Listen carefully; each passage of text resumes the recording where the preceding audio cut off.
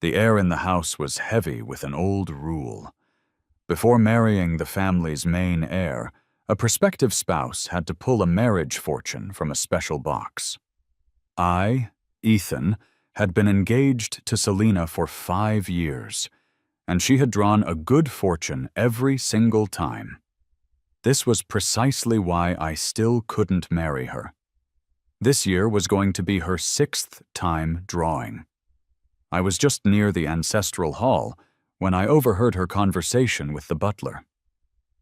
"Miss Sterling, you've drawn a good fortune again," the butler said, sounding tired.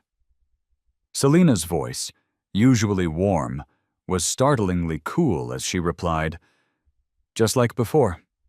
Swap it for a bad one." She paused, then added, "My brother Marcus just returned to the country, and he's never liked the idea of me marrying you, Ethan. I know you're very understanding. You'll be fine waiting another year." It hit me then, though I'd suspected it for years. She still didn't want to marry me. I silently thanked the final clause in the Sterling family rule. If a good fortune wasn't drawn after 6 attempts, the engagement could be cancelled. Finally, I could be free to find the woman I'd let slip away. Later that evening, the soft, warm scent of Selena, mixed with the sharp, bold smell of a man's cologne, wrapped around me as I lay in bed. I had just opened my eyes when she started peppering me with soft kisses. The mood was quickly building, reaching a fever pitch, when I suddenly spoke, "What kind of fortune did you draw this time?" Her movements stopped instantly.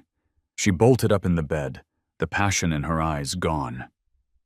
The romantic atmosphere was utterly ruined. I looked at her face. It was as beautiful as any famous movie star's, but right now it was stiff and unnatural. After a long silence, I finally heard her answer. "I drew a bad one." I said nothing, lowering my gaze to the pattern on the sheets, feeling absolutely no surprise. I had known the answer 2 hours ago. I'd been looking for my little orange cat, and happened to pass the ancestral hall. I'd heard her talking to the butler inside. "Miss Sterling, you've drawn a good fortune again," the butler said. Selena paused, then replied casually, "Same as always. Swap it for a bad one." The butler let out a deep sigh. "You and Mr. Thorne have been engaged for 5 years. Are you going to make him wait even longer?" Selena seemed to hesitate. "Just a little longer. Marcus just got back, and he's never liked the idea of me marrying Ethan." "Miss Sterling, you are the one getting married," the butler couldn't help but say, his voice rising slightly. "You can't keep making Mr. Thorne suffer for the young master's sake." Selena rubbed her temples. Her tone was dismissive. "Another year will be fine. Ethan does what he's told. He'll understand, and he'll be willing to wait." The butler looked like he wanted to say more, but the orange cat in my arms meowed restlessly. By the time Selena came out of the hall, I was already gone. I knew, for sure, she was doing everything she could to avoid marrying me this year, which meant swapping the fortune again. Seeing my silence now, she sighed and hugged me. I felt a pang of guilt in her embrace. Just then, her phone rang. I saw the screen light up. The contact name was Marcus. She quickly pulled away and walked out to the balcony to take the call. Her voice dropped, becoming gentle in a way it never was with me. I vaguely heard the word gala. When she finished the call and faced me again, her voice was strained. "Ethan, get out the Star of the Night Watch." I lay there, not moving, and asked curiously, "What do you need that watch for?" Selena avoided my gaze, looking out the window.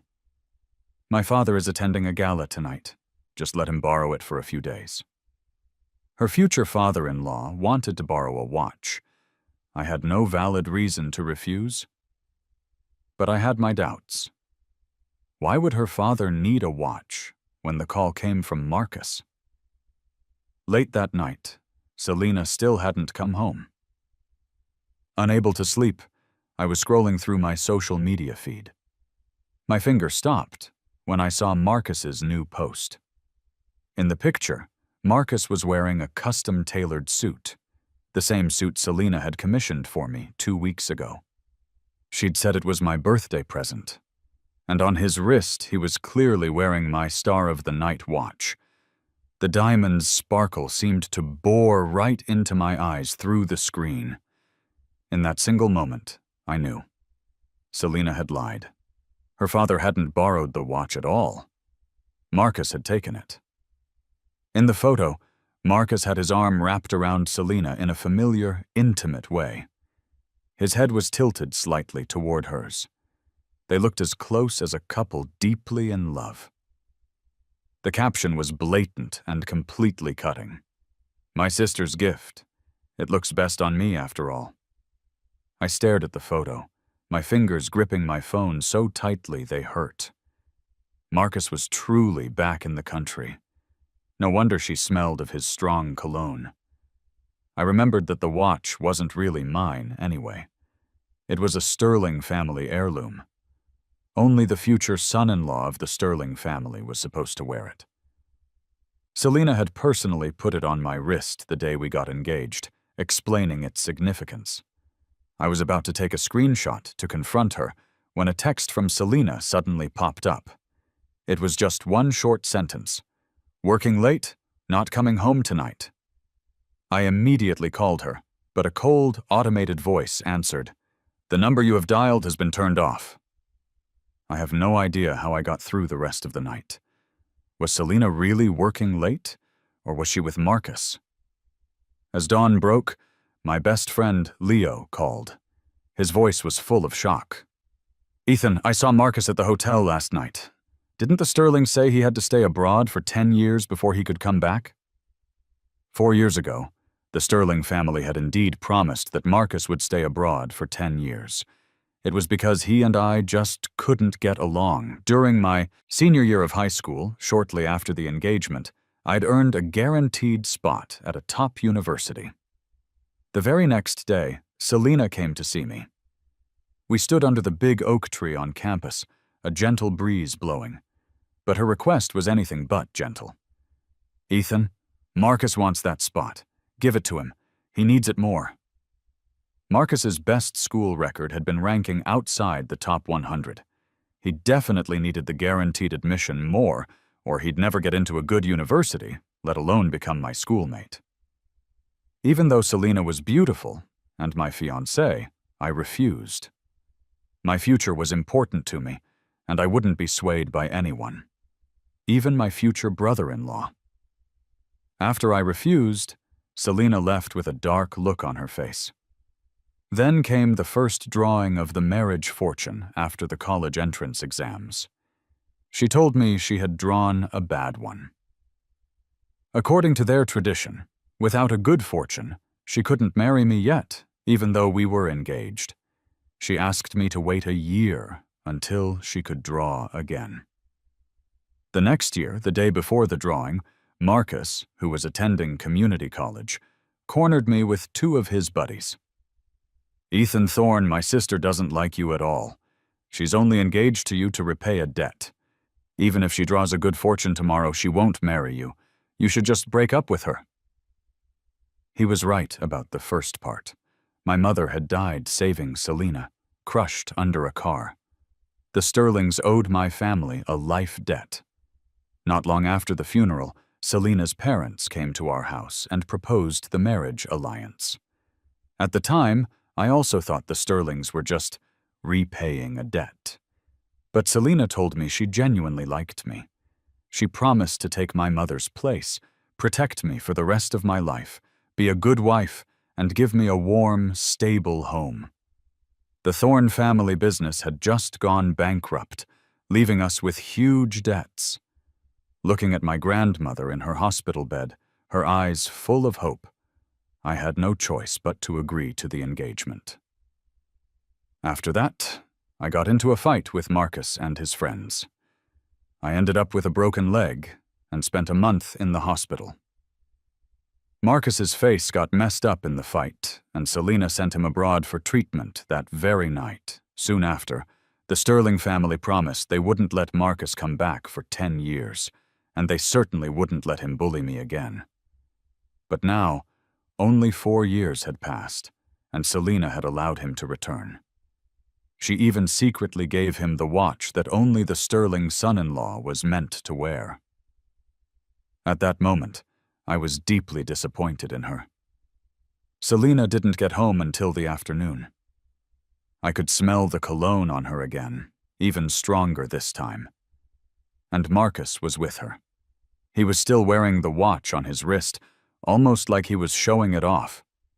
But when Marcus saw me in my pajamas, his expression changed, and he immediately started yelling, "Ethan Thorne, what right do you have to live in the Sterling house?" He raised his fist. Just as it was about to hit my face, I grabbed his wrist and pushed him away hard. "I'm Selena's fiancé. Why shouldn't I live here?" Marcus staggered back a few steps, his eyes turning red. He complained to Selena, playing the victim. "Sis, he hasn't even married you yet. How can he live here? It'll ruin your reputation. You have to kick him out." Selena's expression was conflicted. She didn't agree right away. 3 years ago, on the day my grandmother moved into a nursing home, I was left all alone. Worried, Selena had driven to my place in the middle of the night to pick me up. She told me that from then on, the Sterling house was my home and no one could ever kick me out. Her concern had been so genuine back then. I had believed her, which is why I'd agreed to move in. Seeing that she hadn't agreed to kick me out, Marcus bit his lip, his eyes instantly welling up. He cried out, sounding deeply wronged, "Sis, I don't want him living here. If he doesn't move out, I'll go live somewhere else." Selena quickly grabbed his hand. Her voice was panicked. "No, you just got back. You don't know your way around. I can't let you live outside by yourself." She then turned to me. There was a hint of apology in her eyes. "Ethan, Marcus has been staying in a hotel for the past 2 days. I want him to move back in. Could you just give him some space and move out for a little while? Please. Give him space." That phrase again. Maybe because I had been disappointed by Selena too many times, I wasn't even angry anymore. This time I actually agreed to give in to her. "Fine, I'll move out today." A wave of relief washed over Selena's face. It was immediately followed by a pang of guilt. "You don't have to be in such a hurry. Tomorrow is fine," she said quietly. Then she shot Marcus a look of disapproval. Marcus, however, just grinned, celebrating his victory. While Selena turned to answer her phone, he rubbed the watch on his wrist, the watch that should have been mine. He couldn't resist a few taunts. "So what if you're my sister's fiancé? She still gave me the watch I wanted, and when she tells you to get out of the house, you have to leave with your tail between your legs. I heard she drew a bad fortune again yesterday. Looks like you'll have to keep waiting. Maybe you'll wait until you're an old bachelor, and my sister still won't have drawn a good fortune to marry you." I looked up, my tone calm but my words sharp. "At least I got to be her fiancé. Some people will probably never have that title in their entire lives." Marcus froze for a second, instantly understanding the jab. His face flushed with anger. He shot me a vicious glare and stormed off. He knew better than anyone that he wasn't Selena's real brother. The true Sterling heir had disappeared at the age of 8. Marcus was just a replacement the family had found. No matter how obvious his feelings for Selena were, for a prominent family, reputation and image were everything. Selena's parents would never allow them to cross that line. For the rest of his life, he could only be Selena's brother, a stand-in hidden in the shadows. The butler came over and asked if I needed help packing. I refused. I had arrived with just one suitcase, and I would leave with just one. The custom suits and accessories that should have been mine had long been sold off, the money sitting safely in my bank account. The butler couldn't help but feel indignant for me. "Mr. Thorne, why don't you tell Miss Sterling that the family's marriage fortunes can only be drawn 6 times? He knew about the final clause in the Sterling family tradition, too. If a good fortune isn't drawn after 6 tries, the engagement can be voided. I shook my head, my eyes filled with nothing but acceptance. There's no need. If she really wanted to marry me, she wouldn't have made me wait this long. 5 years. Switching the fortunes again and again. Did she really think I didn't know? It was just her way of lying to herself. As I went downstairs, I saw Marcus clinging to Selena, his voice affectionate. "Sis, I want to join the company, and I want Ethan's position as project manager." This concerned the business, so Selena wasn't so foolish this time. She frowned and refused. "No. You studied art. What do you know about managing projects?" I didn't stick around to hear the rest. I left the Sterling house. The next day, after closing a deal with a client, I returned to the office. Everything from my office had been moved to a cubicle by the door. I suppressed my anger and demanded, "Who did this?" The HR manager, Mr. Harris, rushed out, terrified.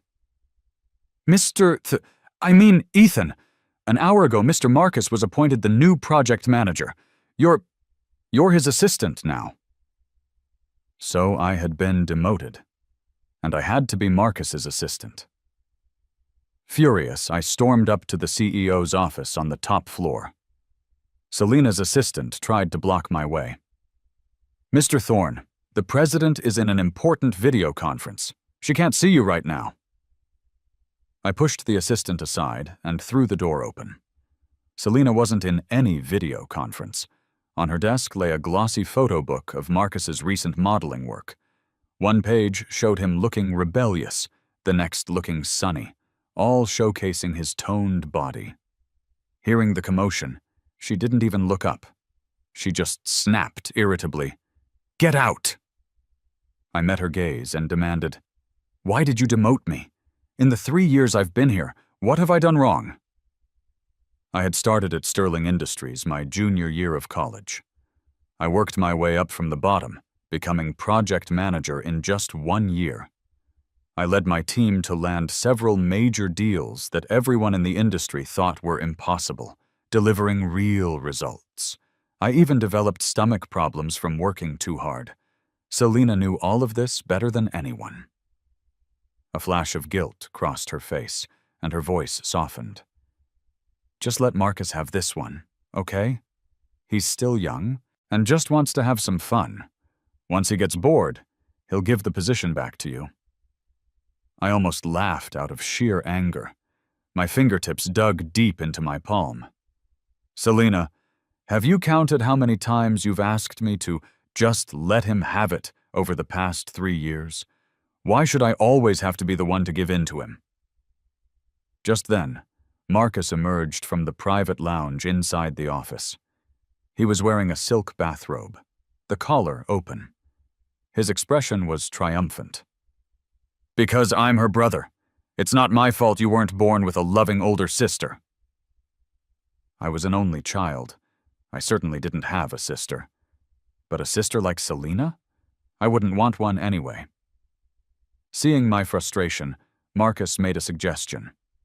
"If you can land that new project on the east side, I'll let you be project manager again." Everyone in our circle knew the east side property belonged to Ms. Evelyn. The woman had been divorced 3 times and was notoriously ruthless and difficult at the negotiating table. She was also known for her inappropriate and aggressive behavior toward her male business partners. Rumors of her misconduct were common. This project was a hot potato.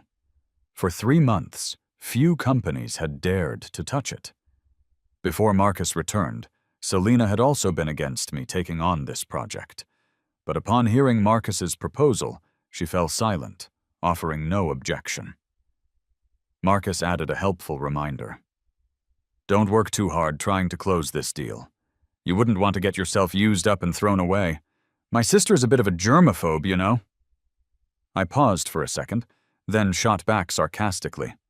I'm a germaphobe too, probably even more than she is. Selena's face instantly darkened. For the past 2 days, I had been actively avoiding her touch.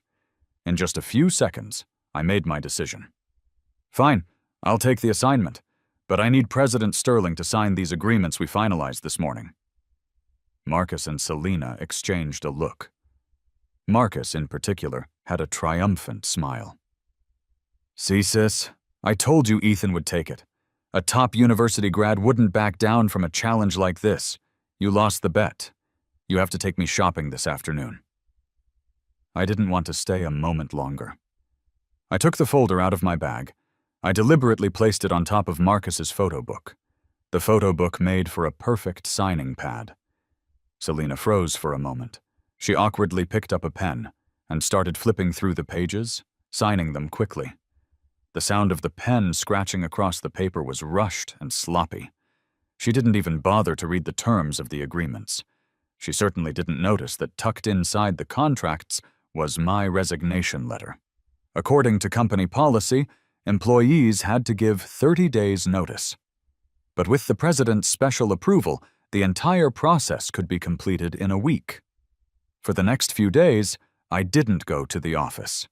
My personal belongings, which had been piled up at the cubicle, had been cleared out the day I accepted the assignment. All that remained was a clean desk, as if no one had ever been there. 5 days later, I was woken up by a barrage of notifications on my phone. I clicked on the trending topics. Evelyn family limo picks up mystery man. Ms. Evelyn's fourth husband, rumored to be revealed. The second headline was #1 on the trending list. The accompanying photo showed a black luxury car parked in front of my house. The window was half down, vaguely revealing a man and woman embracing in the back seat.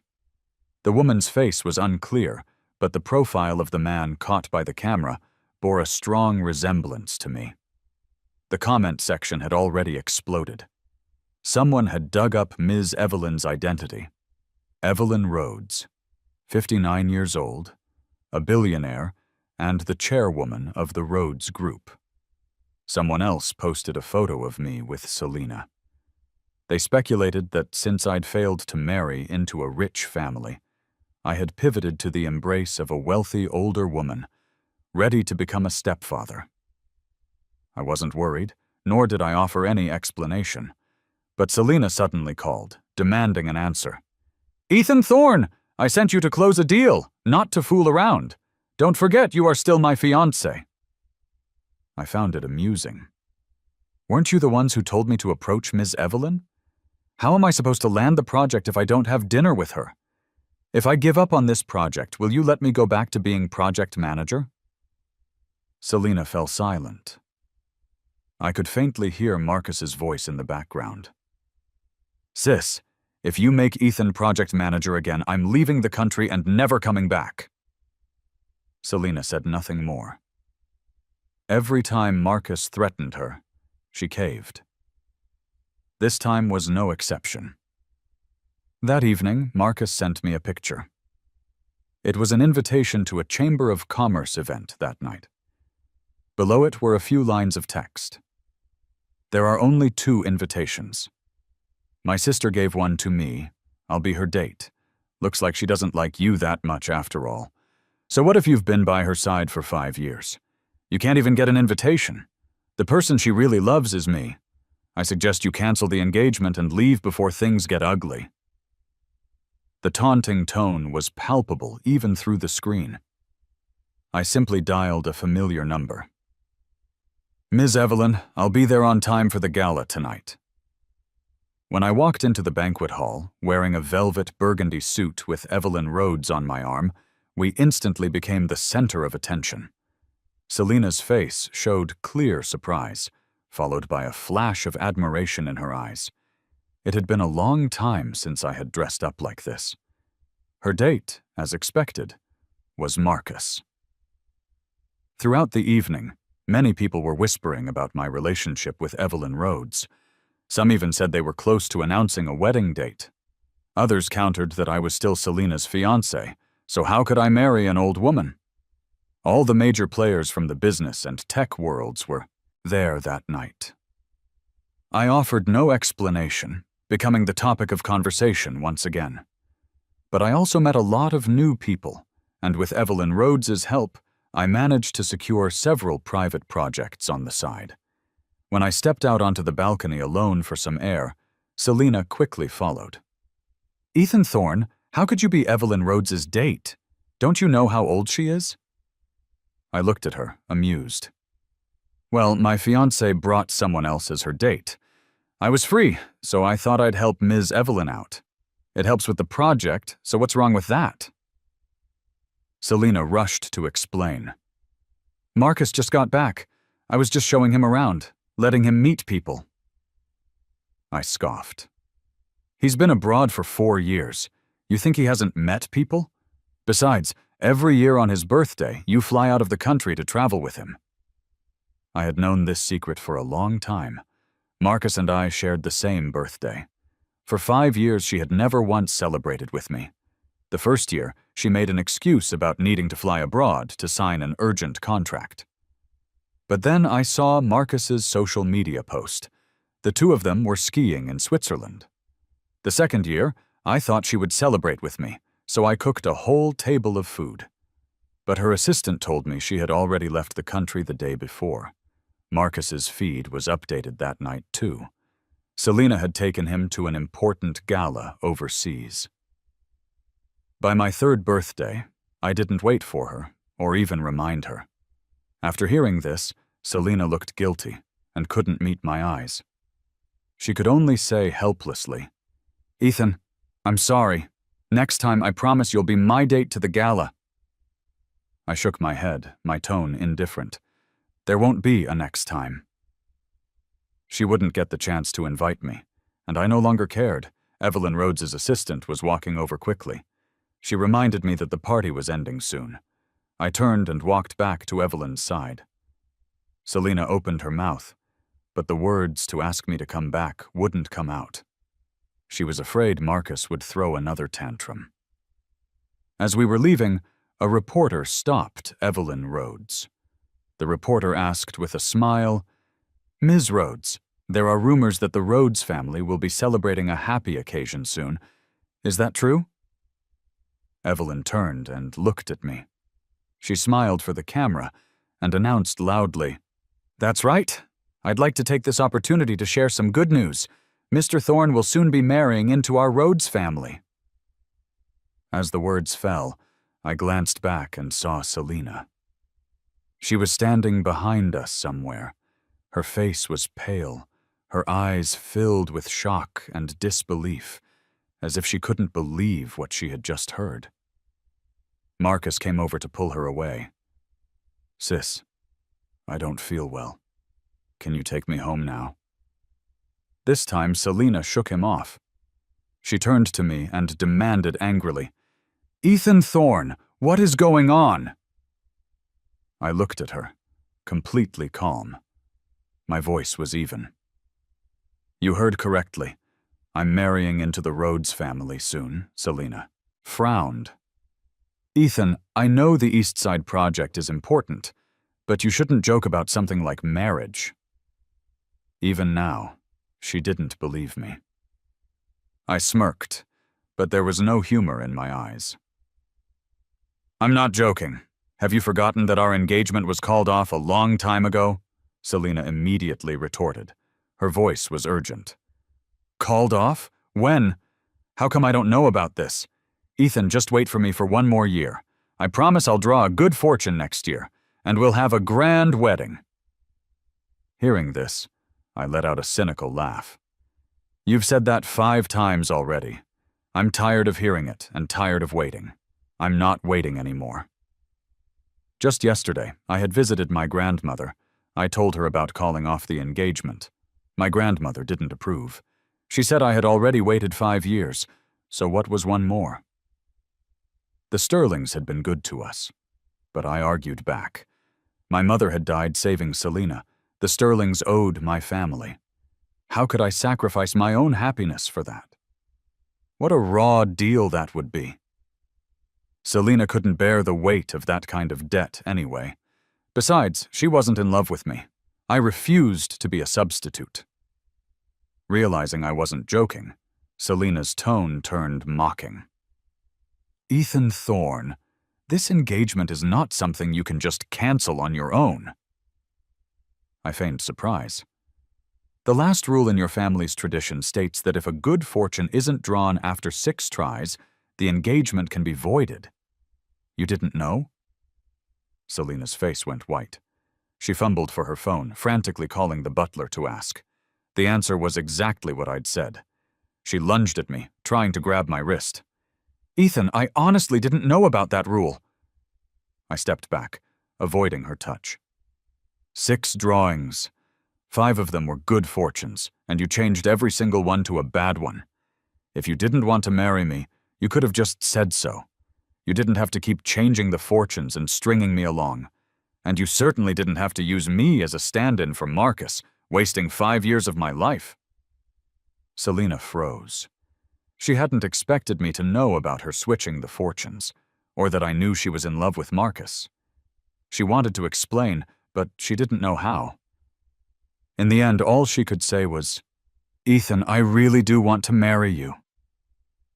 I shook my head, my eyes empty of emotion. I would never believe her words again. You've used up all 6 of your chances, and you've already taken back the engagement watch. Our engagement is over. Who I marry from now on has nothing to do with you. But she still refused to believe it, even concocting a clever excuse. Ethan, is it because you haven't landed the East Side project yet? It's okay. I don't want the project anymore. You can come back to work tomorrow, back to your position as project manager, okay? The moment she finished speaking, Marcus started pulling at her arm, throwing a fit. No, sis, I won't let him come back. If you agree, I'll leave the country and never return. Selena's assertiveness vanished instantly. She turned and started cooing at Marcus, trying to calm him down. I couldn't be bothered to watch their drama anymore. I turned and got into the Rhodes family's limo, which had been waiting for me. For 2 days straight, I didn't show up at the office. On the 3rd day, Selena couldn't help but go look for me. But my office was empty. There was nothing there. She rushed to ask the HR manager. President Sterling, Ethan submitted his resignation 7 days ago. The paperwork was just finalized yesterday. Selena stood there, stunned. It took her a long time to process it. Impossible. Who approved his resignation? The HR manager was prepared. He handed her my resignation form. There, clear as day, was her own signature, dated exactly 7 days prior. Her eyes remained fixed on the paper. It took her a long while to remember what had happened. 7 days ago, she had appointed Marcus as project manager. I had stormed into her office and later handed her several agreements to sign. She hadn't looked closely at the time. She'd just signed them all. Realizing this, she stormed over to my house. Ethan Thorne, how dare you trick me and resign behind my back? I wasn't surprised to see her. That's right. I'm done working for a brainless boss. Selena hadn't expected me to be so blunt. You're making all this fuss just because I let Marcus take your spot as project manager? I shook my head calmly. No. Selena had no choice but to drop her pride and try to persuade me. All right, you've thrown your tantrum. You've had your fun. Come back to work tomorrow as project manager. I'll make Marcus my assistant. But I no longer needed such arrangements. You think I'm throwing a tantrum? That's hilarious. My wedding date is set. You're welcome to attend the ceremony in a week. Selena's patience wore thin, her voice dripping with disdain. Cut it out, Ethan. This joke isn't funny. Do you really think I'd believe you're marrying that old woman? Evelyn Rhodes? I didn't waste my breath arguing. I just threw out, "Believe what you want." With that, I left her standing there. The Rhodes family's driver had been waiting outside for a while. The wedding in a week was real. I was on my way to a suit fitting. 3 days later, I was trending on social media again. Thorn Industries and Rhodes Group announce major merger. Thorn Industries officially goes public. When Selena saw the news, I and Evelyn Rhodes were signing our names on a contract. The new project she had been so determined to win now belonged entirely to Thorn Industries. Her phone rang again. The caller ID was Selena. When I answered, her voice was full of shock and confusion. There was even an undercurrent of panic. "Ethan Thorne, what the hell is going on?" I replied with a laugh. I suddenly realized that working for myself is much better than working for someone else. At least I won't be inexplicably demoted. 5 years ago, Thorn Industries went bankrupt, and I was forced to agree to the marriage alliance. I had been working tirelessly to pay off the debts ever since. But I never had the heart to sell the Thorn family's factories. My old employees had stuck with me through the toughest times. They were the foundation for rebuilding my family's legacy. After joining Sterling Industries, I used the company's resources and connections to secretly prop up my own business. Selena never knew about any of it. She always thought my family was broke, that my grandmother and I could only survive because of her. She looked down on me, which is why she never took our engagement seriously. She kept changing the fortunes, refusing to marry me. Landing this major project with the Rhodes Group was the perfect launch for Thorn Industries' IPO. It was only then that Selena understood. "So you quit, not because you were demoted, but because you were going back to your own company, and you were negotiating the East Side project for your own company." In that moment, it all clicked. The project she had sent me to secure had been snatched up right under her nose. Worse, my company operated in the same sector as Sterling Industries. Now we were competitors. I didn't want to be entangled with her anymore. "Selena, let's just part ways amicably." But Selena grew agitated. "No! I don't object to you wanting to be a boss and going back to your own company, but I do not agree to you ending our engagement." I immediately hit her with a blow. "I'm getting married in 3 days. To a Rhodes." Selena again refused to believe him. "Ethan, stop threatening me. You wouldn't marry an old woman just for a project. I know you want to end the engagement because Marcus is back, but he really is just my brother. The person I love now is you." I laughed. "Whatever happens between you and your brother from now on has nothing to do with me." Selena spat out in anger. "I'd like to see if you actually marry into the Rhodes family in 3 days. Who would give up a young, beautiful fiancée for a woman who's almost 60? Ethan Thorne, I'll be waiting for you to come crying back to me, begging to get back together." But not long after, a gold-embossed wedding invitation was delivered to Selena. Her fingers tightened around the card.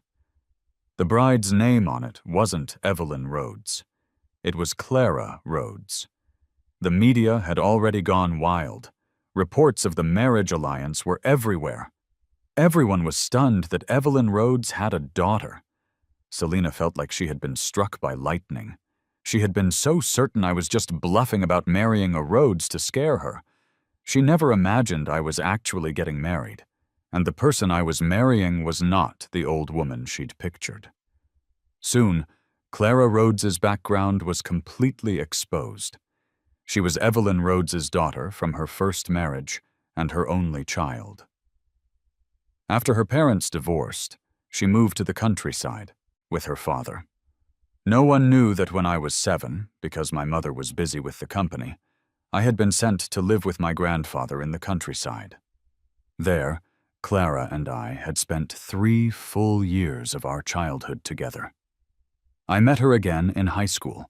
She was 2 years ahead of me. They had promised to go to the same university, but during my senior year, My family fell on hard times. My mother died saving Selena. My company went bankrupt and fell into debt. At the same time, she was offered a scholarship to study abroad. It was a world-renowned university, and medicine had always been her dream. I didn't want to hold her back, so I broke up with her. I met her again when she returned from her studies abroad. For 5 years, I had worked myself to the bone. I developed a severe stomach condition. When I went to the doctor, she happened to be my physician. I also learned that all these years, she had remained single, waiting for me. Just as Selena changed the fortune for the 6th time, I was able to end the engagement and finally break up with her for good. I accepted Clara's proposal. What I hadn't expected was that the kind, sunny Clara was actually Evelyn Rhodes's daughter. So we staged the whole charade. We deliberately leaked that I was marrying into the Rhodes family, but never specified who. It successfully fooled Selena. Soon, my phone rang urgently. It was Selena's number. Her voice was filled with a barely suppressed panic. "Ethan Thorne, who exactly are you marrying?" I held the phone, my voice calm. "Who I marry is none of your business." With that, I hung up. Her voice was cut off completely. The day before the wedding, I was in the bedroom trying on my suit. Suddenly, a commotion erupted downstairs. A moment later, a frantic knock came at the door. "Sir, Miss Sterling! She forced her way in!" I adjusted my bow tie, took a deep breath, and went downstairs. In the living room, Selena stood in the center. Her dress was wrinkled, her hair slightly disheveled. It looked like she had rushed over. The moment she saw me, her eyes lit up. Then they were overwhelmed by a potent mix of resentment and panic. She strode toward me but was stopped by the bodyguards. She struggled, her eyes locked on me. Her voice trembled, almost imperceptibly. "You're marrying Clara Rhodes. You've known each other all along, haven't you? You've been lying to me from the start." I walked up to her and looked at her quietly. I once thought she might be the light that saved me from my despair. I had been ready to be her husband. Only later did I realize she just saw me as a clinging vine dependent on her. Now that I had found my own roots, I would not be going back. "I just didn't tell you that the person I'm marrying is Clara. As for us knowing each other, that's part of our past, and it has nothing to do with you." Selena's expression turned frantic. Her eyes were red as she demanded, "Ethan Thorne, we have an engagement. Have you forgotten that when your mom died, I was the one who supported you? When the Thorne Company went bankrupt, I was the one who took you into my home and gave you the resources to establish yourself at my company. Now that you're successful, you're just going to kick me to the curb and marry someone else? What is your heart made of?" I couldn't believe she still didn't see her own mistakes. My voice turned cold. "You're the one who kept changing the fortunes for Marcus's sake, who never took our engagement seriously. As for you helping me, it was only because you felt you owed my mom a life debt. And the resources at your company, I've more than paid that back with all the deals I closed. Selena, even now you don't realize that the person you truly love is Marcus. Otherwise, you wouldn't have made me give in to him time and time again." "I don't," Selena argued. "Marcus is really just my brother. Ethan, let's not call off the engagement, okay? You want to go back to Thorne Industries and be a CEO? I support you. We can even have our companies collaborate, just like before. The wedding you want, I'll have it arranged immediately. Please don't marry Clara Rhodes, okay?" I shook my head. "I used to think you were a good person. Now I know you're just toxic. We were never meant to be. Selena, I'm getting married tomorrow. Please leave. Don't make a scene." I finally got to say those words back to her. The sound of steady footsteps came from the doorway. Clara walked into the living room wearing an elegant suit. She was holding a small jewelry box. She walked naturally to my side, protectively positioning herself slightly in front of me. Her gaze was calm as she looked at Selina. "Ms. Sterling, tomorrow is my wedding to Ethan. You are not welcome here today. Please leave." Selina stared at the hand Clara had placed on my shoulder. The jealousy in her eyes was about to spill over. She opened her mouth to say something, but under Clara's icy glare, no words came out. In the end, she could only stare at me, her eyes filled with resentment and regret. But she was helpless. "Ethan Thorne, I won't give up on you." She left me with those words and stumbled out of the house. The living room was finally quiet again. Clara turned around and gently smoothed the frown on my forehead. She opened the jewelry box. Inside was a pair of simple, elegant platinum cufflinks. "Don't let irrelevant people ruin your mood." She gently took out the cufflinks and fastened them on my cuffs. "Tomorrow, you're going to be the happiest groom in the world." I touched the platinum at my wrist. No one would be taking this from me. I turned to look at Clara. My eyes were filled with a smile. Yes, the past was the past. Tomorrow was my new beginning. The next day, the wedding ceremony was proceeding smoothly. Suddenly, Selina burst in, trying to disrupt everything. Just as the scene was about to spiral out of control, I calmly took out my phone and dialed Marcus's number, Asaatin. Moment later, Selina's phone vibrated. A video popped up on her screen. In it, Marcus was standing on a balcony railing. The wind whipped his shirt around him, his eyes filled with a desperate, manipulative threat.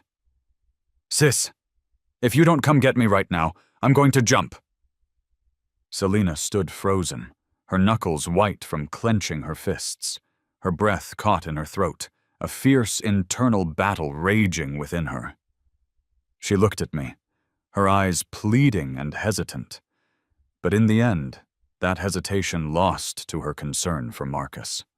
She spun around and practically stumbled out of the church. I watched her hurried departure. I felt a deep sense of relief. No matter how long I waited or how many times I gave in her heart, Marcus would always be the one she would drop everything for. Thankfully, I had long since abandoned all expectations. This wedding was my farewell to the past. From the moment she turned her back, I would never give her another chance to come back. The wedding ceremony was completed as planned, with Clara as my bride. After the wedding, we left for a vacation on a tropical island. The sun, the sand, and the company of the one I loved completely washed away the shadows of the past. But before I left, I sent the Sterling family a generous gift. The real Sterling heir, David, who had been abducted many years ago. I had finally found him. The news of David's return to the Sterling family was plastered all over the internet by the media and reporters. Selina's parents, who were in Europe, rushed home immediately upon hearing the news. When they were reunited with their biological son, they also learned that his engagement to Selina had been called off. And the catalyst was the imposter, Marcus. Mrs. Sterling's face instantly darkened, especially when David tearfully revealed the truth of what happened back then. He had been deliberately kidnapped by Marcus's father and abandoned in the countryside to suffer. Meanwhile, his father had sent his own son to the Sterling family to take his place. Mrs. Sterling trembled with rage. She grabbed the pale-faced Marcus, who was standing nearby, and slapped him hard across the face. She roared, "You usurper! We've been harboring a snake in our own home! Get out of this house right now and don't you ever show your face here again!" Marcus clutched his cheek, tears streaming down his face, and turned to Selina for help. But at that moment, Selina was looking at David. She was the one who had taken her brother out to play that day. That was when he was abducted by Marcus's father. Thinking of all the years she had defended Marcus out of guilt, and how she had hurt me because of it, her heart filled with remorse and regret. She was in no mood to plead for Marcus. She just turned her face away. "You should go. Don't stay here any longer." But Marcus just laughed. He told them a secret. He said he could give the Sterling family an heir. Later, my friend Leo told me what happened. That day, Marcus confessed that doctors had long ago diagnosed Selena as being unable to have children. He used this as a bargaining chip, claiming that he and his ex-girlfriend, Stacy, had a son named Alex, who could be adopted by Selena as the Sterling family heir. For the sake of continuing the family line, Selena and her parents eventually compromised, setting him up in one of their properties. But it wasn't long before Stacy showed up and exposed everything. It turned out Marcus had been lying to her all along. The child wasn't his. He had promised Stacy a large sum of money to play along, but never paid her a dime. When Selena learned of this double deception, she was furious. Leo said she nearly strangled Marcus on the spot. Seeing his scheme had unraveled, Marcus took what money he could and fled. As for the child, the Sterlings sent him to an orphanage.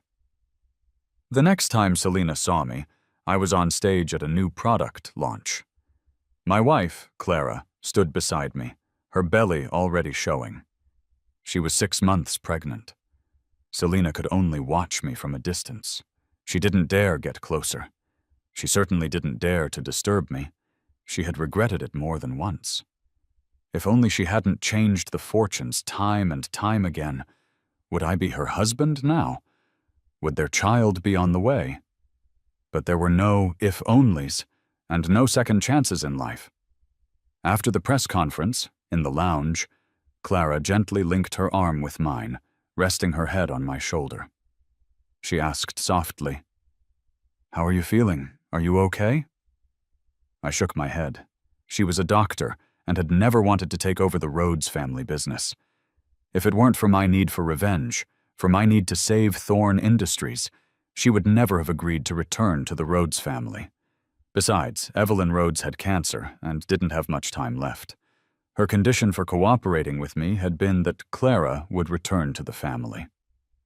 After we married, the kind-hearted Clara continued to work as a doctor, saving lives.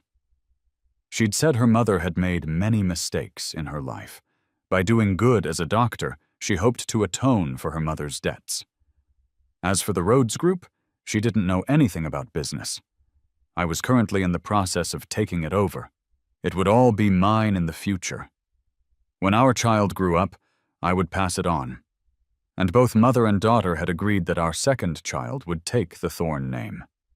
That way, both families would have an heir. My grandmother was so happy that her health improved significantly, and she was even able to leave the nursing home. I received another call from Selena. It was a year later. I was in the nursery with my child. I assumed she was calling to stir up trouble again, but it was the butler on the line. "Mr. Thorne, could you please come to the hospital?" It turned out Selena had cancer. Ever since I got married, her lifestyle had become erratic. She smoked, drank, and stayed up all night, burning through her health. By the time it was discovered it was already terminal, Selena refused to fight it. The cancer spread too quickly. In just 5 months, she was rail thin and couldn't even get out of bed. The doctor had issued a critical condition notice that day. Her dying wish was to see me one last time, which was why the butler had dared to call me. I was silent for a moment.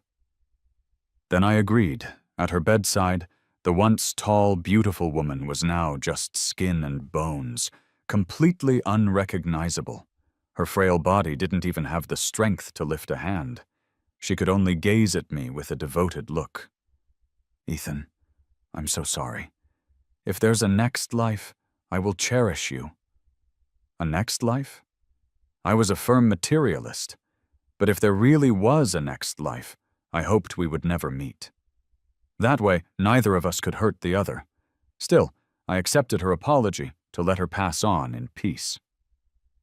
After the funeral, David joined the company. Mr. Sterling also returned to the office and began teaching him the ropes. He would be the future heir of the Sterling family. On my birthday, I leaned against Clara, looking out at the deep blue sea. I sighed contentedly. It's good. All the wrongs have finally been set right.